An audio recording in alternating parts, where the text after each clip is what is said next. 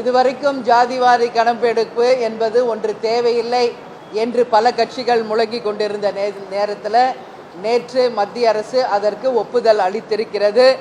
எனவே நிச்சயமாக மக்கள் விரும்பும் எந்த ஒரு திட்டமாக இருந்தாலும் தேசிய முற்போக்கு திராவிடக் கழகம் அதை வரவேற்கும்.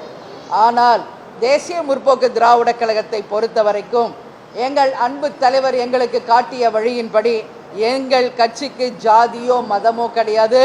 அனைவரும் ஒரே குலம், ஒருவரே தெய்வம் அப்படின்ற வகையில் கேப்டன் எங்களுக்கு வகுத்த வழியில் தான் நாங்கள் எப்பொழுதும் பயணிப்போம். அந்த வகையில் இன்னைக்கு மத்திய அரசு ஒரு முடிவு எடுத்திருக்கிறது. அது எந்த வகையில் மக்களுக்கு பலன் அளிக்க போகிறது, நாட்டுக்கு பலன் அளிக்க போகிறது என்பதை பொறுத்திருந்து பார்ப்போம். இல்லை, இப்போ மத்திய அரசு நேற்று தான் இதை அறிவிச்சிருக்காங்க. இது அறிவிப்போடு தான் இருக்குது. இது செயல் வடிவம் பெற வேண்டும். தமிழ்நாடு மட்டும் இல்லை, இந்தியா முழுக்க ஜாதி வரி, அந்த ஜாதி வச்சு நம்ம கணக்கெடுப்பு அப்படின்னு சொல்லியிருக்காங்க. அதை தான் நான் சொல்கிறேன். நேற்று தான் அறிவிச்சிருக்காங்க. அதை எப்படி மத்திய மாநில அரசுகள் செயல்படுத்த போகிறது என்பதை பொறுத்திருந்து பார்ப்போம். இது எந்த அளவு நாட்டுக்கும் மக்களுக்கும் பயனளிக்க போகிறது என்பதையும் பொறுத்திருந்து பார்ப்போம் என்று சொல்கிறேன்.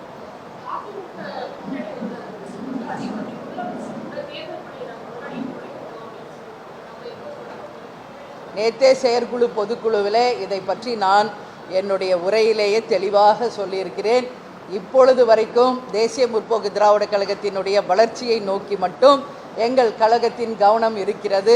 நான் சொன்ன மாதிரி செயற்குழு பொதுக்குழு அறிவிக்கப்பட்டிருக்கிறது. இதற்கு பிறகு இன்னும் ஓரிரு நாட்களில் அணிகளுக்கான அறிவிப்பு, அதைத் தொடர்ந்து 234 தொகுதி பொறுப்பாளர்கள் அறிவிப்பு, அதைத் தொடர்ந்து நானும் விஜய பிரபாகர் இளைஞரணி செயலாளர் விஜய பிரபாகர் அவர்களும் தமிழகம் முழுவதும் மக்களையும் தொண்டர்களையும் சந்திக்கின்ற சுற்றுப்பிரயாணம் ஒன்று இருக்கிறது.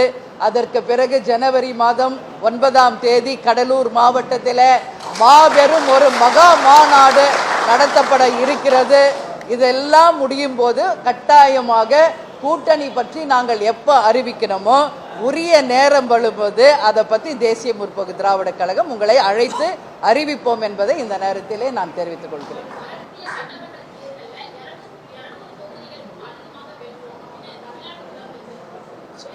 அது அவரோட நம்பிக்கை இல்லை, அது யாருமே நம்ம குறை சொல்ல முடியாது.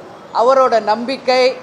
அதனால் ஒவ்வொரு கட்சிக்கும் ஒரு நம்பிக்கை இருக்குது. இப்போ நாங்கள் 234 தொகுதிக்கும் பொறுப்பாளர்கள் அறிவிக்கிறோம். அந்தந்த கட்சி அவங்க வெற்றி பெறணும், 234 தொகுதியும் வென்றெடுக்கணுன்றதான் எல்லா கட்சியினுடைய கோல். அந்த வகையில் முதலமைச்சர் சொல்லியிருக்காரு. அதனால் அவரோட நம்பிக்கை என்ற பார்வையில் நான் பார்க்கிறேன்.